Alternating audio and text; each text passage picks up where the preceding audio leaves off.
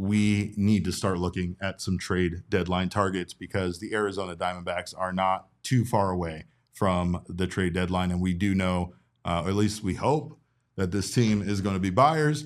And we hope that they can do some things to maybe alleviate some of the stress the bullpen has been under, at least the high leverage guys that Torey's been relying on so much this season. Yeah, I wrote my trade deadline primer that came out yesterday. So if you haven't seen that already, be sure to check that out. It kind of gives a broad overview of what the Diamondbacks are thinking going into the deadline. I had an opportunity to talk with Mike Hazen while we were in Chicago. So check that out if you haven't already. But yeah, the general gist of it is that we do expect the Diamondbacks to be buyers as we record this right now. They are one game out of the playoff picture in the National League. There is not an insurmountable, overwhelming number of teams in front of them. They're very much in the thick of this playoff race. They're not in nearly as good a position as maybe we expected them to be at this stage of the season, but they are still very much in position to make a run in the second half. So that means, Derek, that we have reached the point of the year where we are going to roll up our sleeves and speculate about who the Diamondbacks might trade for. And the first name is one that has certainly been out there in the ether. We are not the first ones to suggest this, but it's maybe the most obvious one. So we figured we might as well start with left-handed pitcher Tanner Scott of the Miami Marlins. Very happy. Jacob is probably very happy to see this. On the season, we've got Scott's numbers. He has gone 43 and 2/3 innings. He has a 1.24 ERA, a 0.98 whip, 10.3 Ks per nine, 5.2 walks per nine. His FIP is a little bit higher than his ERA at 3.26, significantly higher than his ERA at 3.26, I should say. But he has still been very good for the Marlins this year. 17 for 19 in save opportunities. He's been their closer. He is a lefty. We've talked a lot about how Joe Mantiply is the only left-handed pitcher on this roster right now. I guess he's one of two now that Jordan Montgomery's back. But he's the only left-handed reliever on this roster right now, and it could make sense for the D-backs to add someone to kind of help him out in that role. So Tanner Scott, Derek, how do we feel about this? I think his numbers are very, very sexy. And I think, like Piece of Yoshi says, a lefty is a lefty. And at this point, I feel like Torey Lovullo needs options.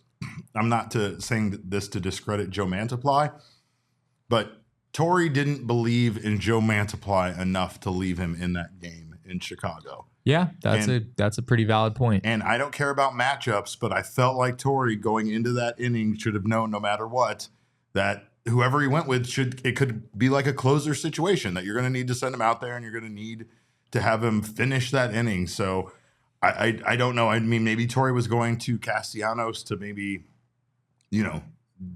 get out of it and then give him some length beyond that. I don't really know what the plan was, but obviously it feels to me there like the belief isn't there in Mantiply. So bringing in another lefty just gives Torey that option and allows him to, have more weapons in the bullpen at this point. I think that is really the key for this team, especially considering that starting pitching really isn't something that they need to address. I know Yilber Diaz finally came back down to reality yesterday against the Royals, but the Diamondbacks still have options at starting pitching once the full slate comes back. So if something goes wrong, the Diamondbacks do have an ability to maybe pivot away from a guy that's struggling or whatever. But the starting pitching situation seems solidified. So I really think their biggest weakness right now has been, like what we saw today. Again, not to knock Ginkel, but it just seems like late in games, the Diamondbacks just don't make things easy. They always make it exciting, even if it's just a little exciting, even if it's just a few guys getting on base, even if it's just, a run being added here and making you sweat a little bit like I am sweating now being back in Phoenix, Arizona. But this team needs options. Torey needs options in the bullpen. Yeah, a few more notes on Tanner Scott. People are wondering, what would this cost?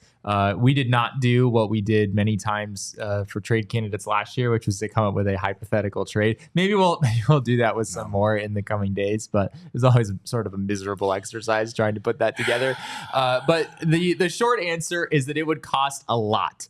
Tanner Scott is maybe the most highly sought after reliever at the deadline. I mean, a lefty with an ERA of 1.24. He started the year a little slow. The walk numbers were crazy.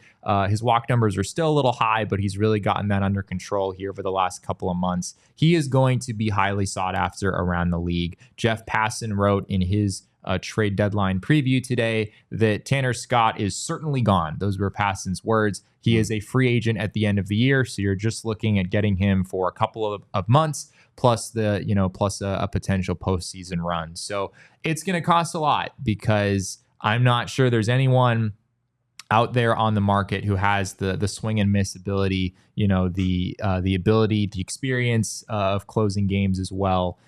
So a lot of teams are going to want this guy, and the Diamondbacks are going to have to pay a heavy price because of that. He's an all-star, so that doesn't make it any easier, especially as a reliever. We've talked in the past about how difficult it is to make an all-star team as a reliever. Yeah. You also have the fact that he is the free agent after, the end of this year. So, that, like Jeff Passan said, they're going to move on from him. He's certainly gone at the deadline.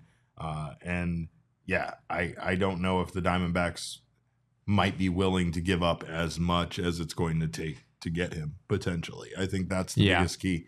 They don't really want to mortgage their future here, nor do they really want to trade away any valuable pieces that's on this team right now that's helping this team win. Can we interest you in one Miguel Castro?